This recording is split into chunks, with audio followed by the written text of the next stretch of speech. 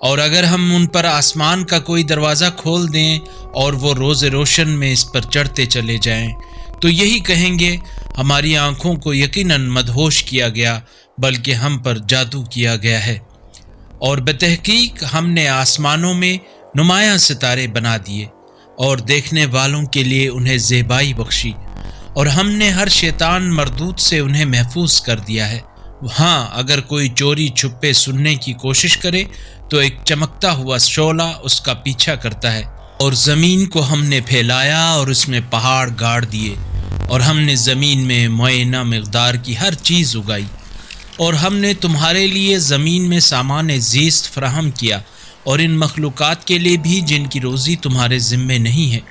اور کوئی چیز ایسی نہیں جس کے خزانے ہمارے پاس نہ ہوں، پھر ہم اسے مناسب مقدار کے ساتھ نازل کرتے ہیں۔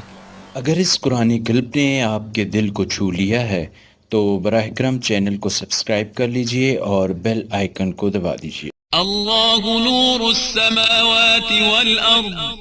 اللہ آسمانوں اور زمین کا نور ہے۔